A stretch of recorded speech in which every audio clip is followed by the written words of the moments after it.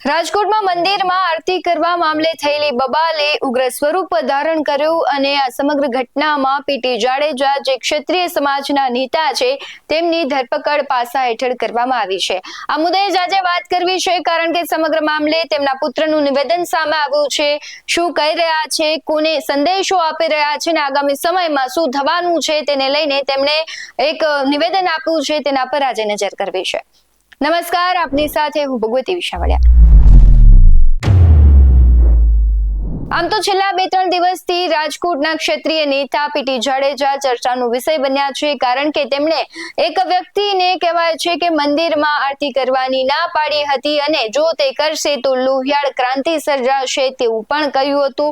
તેમનો audio recording છે તે પણ વાયરલ થયું હતું। ત્યારે પદ્મિની બાવાડા છે તેમની પણ આજે પ્રતિક્રિયા આવી છે અને આજે કહેવાય છે કે ક્ષત્રિય સમાજના લોકો છે, 60 કરતા વધારે લોકો છે તેમની વારે આવ્યા હતા, આવેદન પત્ર આપ્યું હતું, પરંતુ તેમના પુત્રની પણ એક પ્રતિક્રિયા આવે છે। તે શું કહી રહ્યા છે સૌથી પહેલા તેના પર નજર કરીએ।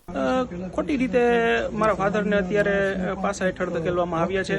સામાન્ય કલમ છે, બરાબર છે, અને આ કોઈ સામાન્ય કલમ દ્વારા કોઈ ટેબલ જામીન છે, બરાબર, છતાં પણ આ લોકોએ કિનાખોરી રાખીને અમને ગુમરાહ કરીને 3-4 કલાકથી બેસાડેલા અને સવારે અમને જવાબ દેવા માટેની નોટિસ પાઠવેલી અને રાત્રે ઘરેથી જ અમને સમય પહેલા ધરારથી અમને ઉપાડી ગયેલા, બરાબર છે, મારા ફાધરને કે ભાઈ તમે આવું જ પડશે, એમાં નહીં ચાલે, તમે 10 મિનિટમાં છોડી દેશું એવું કરીને અમને અહીં લઈ અને પછી આવી કાર્યવાહી ધરારથી કરીને પાસા હેઠળ ધકેલા છે। અને આ એકદમ હું કહી શકું કે આ અમારા સમાજ માટે અમે જે કર્યું છે એની માટેની અમારી ઉપર કિન્નાખોરીઓ રાખી છે।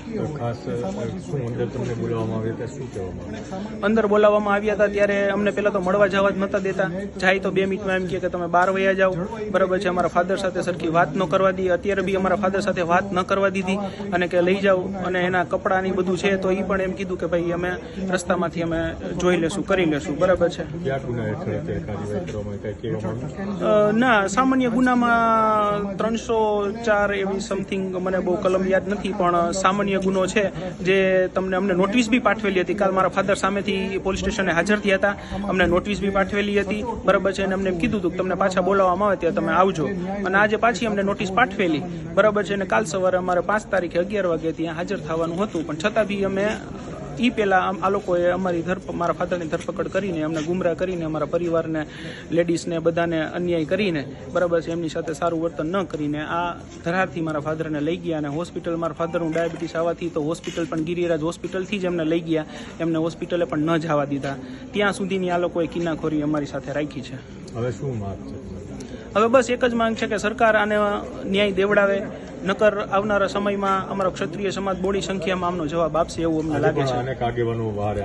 ઘણા આજે બહુ મોટી સંખ્યામાં રાત્રે અત્યારે 12:30 જેવું થઈ ગયું છે, છતાં પણ મોટી સંખ્યામાં પીટી જાડેજાના સમર્થકો અહીં આવેલા છે, બરાબર છે, અને એમને નારા પણ લગાવેલા છે, તમે કહો તો અમે તમારી સાથે છીએ, ત્યાં પણ આવીએ, બરાબર છે, પણ મારા ફાધર છે એ બધા સામાજિક માણસ છે, એ કોઈ આવી રીતે ઉગ્રતા ક્યાંય લાવવા માંગતા નથી, બરાબર છે, પણ જે છે એ ન્યાય મળી રહે અમારી એવી જ ઈચ્છા છે। પદ્મિની બાવાડા છે, જયરાજસિંહ જાડેજા ગોંડલના છે, તેમના પર આક્ષેપ કરી રહ્યા છે, ક્યાંક તેમને સંડોવણી આમાં હોય તેવું લાગી રહ્યું છે ને તે કરાવી રહ્યા હોય તેવું તે પદ્મિની બાવાડા કહી રહ્યા છે, પરંતુ તેમના પુત્ર કહી રહ્યા છે કે જે પણ હશે તે આખું સમાજ તેમની સાથે છે અને આગામી દિવસોમાં આમાં આંદોલનની ચીમકી પણ આપવામાં આવી છે।